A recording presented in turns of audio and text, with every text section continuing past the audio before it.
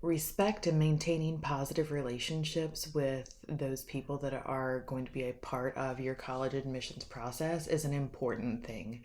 It's a skill that is well worth learning, not only for the college admissions process, but also as you talk with professors in college, internships, and eventually as you get into the workforce.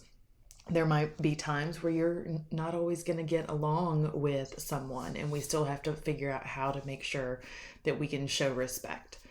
So, one of the things I want to do is talk more about this topic in maintaining those positive relationships. So, stay tuned. For those of you that don't know me, my name is Courtney. I am the founder of Confused to College Ready, and I have over 16 years experience as a mental health therapist turned school counselor, and then I have begun working with students and families in the role of college coaching. And I am super excited to spend time with you. If you have not already, please leave us a review on your listening app of choice, and share this podcast with others if you think that it would be helpful.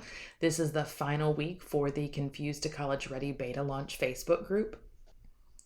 And we would love to have you join us in that group and learn more about our coaching program that is going to be opening up soon. So let's go ahead and talk more about those positive relationships. So one thing that I want to start with is I don't mean just a relationship with someone where it's positive and it feels fake. I want to encourage you as families and to have your teenagers to make sure that they're having authentic, respectful relationships with people. And that can be anyone from your school counselor to an admissions officer to someone in the financial aid office to teachers that are writing letters of recommendation. There can be a lot of different things and people that you're interacting with. And I know that this process of applying for colleges, and especially for current seniors, can be incredibly, incredibly stressful. And so I totally understand that. And when you start to feel stressed, I want to encourage you and your teen to take a step back, think about where you are in the process and the steps that are going to be happening, and then go from there. So that is something that is incredibly, incredibly important to make sure that you're doing, because that first impression, and I have a podcast episode that is all about email etiquette, and that is number 15. That episode talks all about rules for email etiquette, making a good first impression. And that's an important thing, but you want to be able to continue to have that respectful relationship. Another part of that, so maintaining respect, always using friendly emails, greetings, other pieces, and really I would say go back and take a listen to that episode, because it is incredibly helpful and detailed as far as making sure that you are making a good first impression. But then the other thing is being truthful. That is something that you want to make sure that no matter what and no matter who you are interacting with, that you are telling the truth. Remember that the people who are writing letters of recommendation, that are sending transcripts or answering questions about for the colleges, those people are potentially going to be asked about you or your student, and you want to make sure that you can be set up to be viewed in a positive light. But again, it being authentic, not something fake of I'm just going to be nice to you until I get what is needed.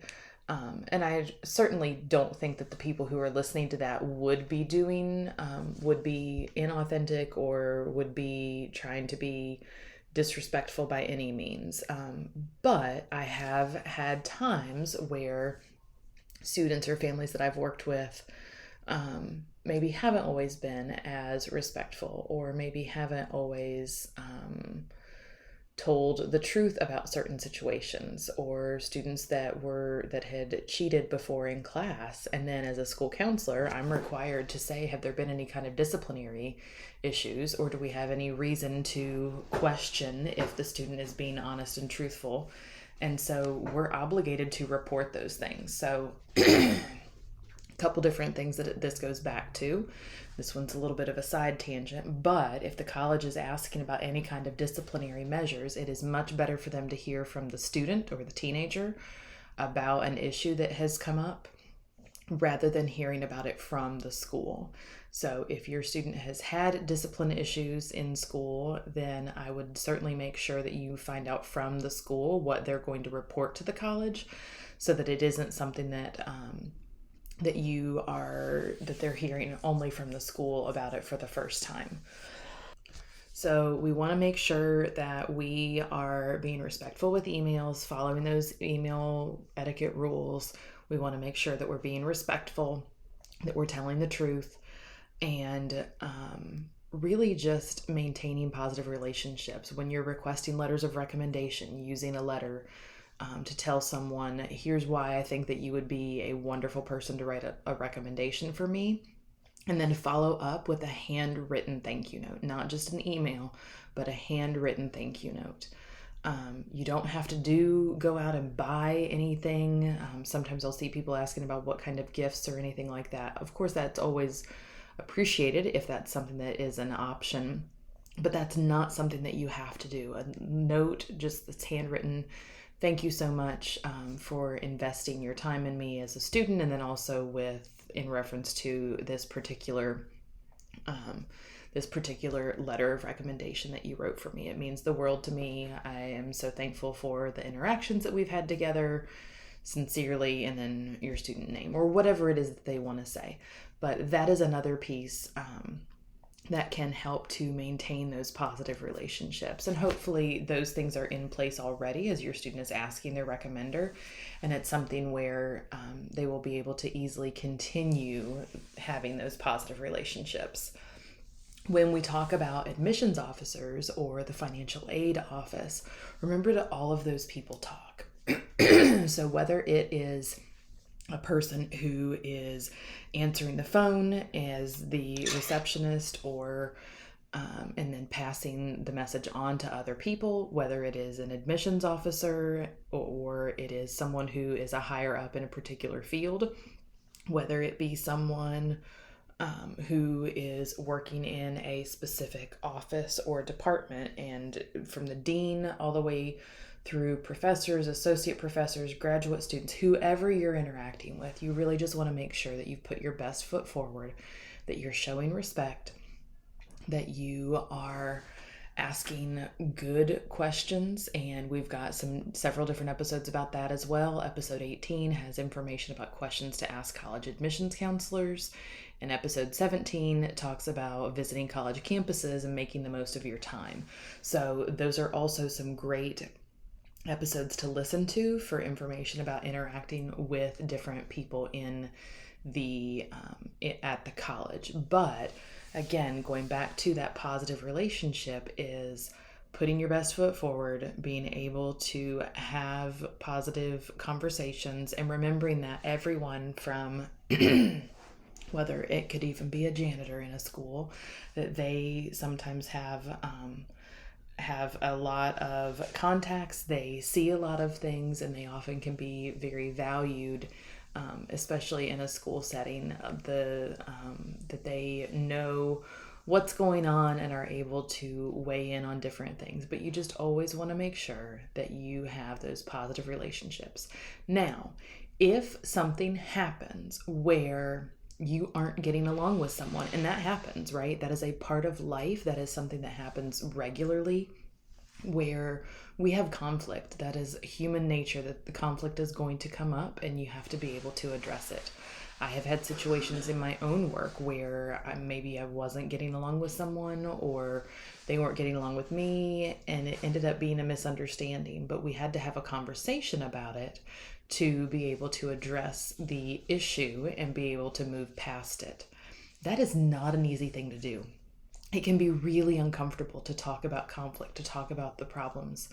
And sometimes that takes some additional guidance or support from families as you are helping to guide your student through that process of what do they do and how do they handle some of that conflict that's coming up, whether it be with their friends, whether it be with a teacher, and helping them to navigate those situations. But again, always being able to respectfully advocate, not going in and having making sure to use a respectful tone, to use words.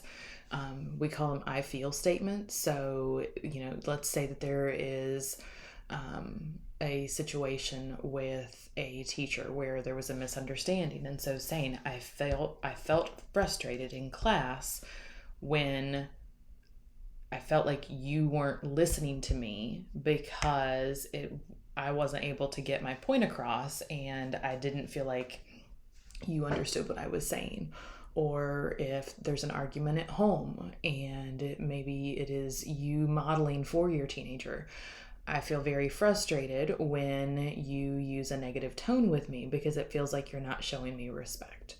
And then it gives a chance for open dialogue and being able to talk about, well, I'm not meaning to have a tone of voice. I just am nervous and I don't know what to do. And so I'm feeling overwhelmed.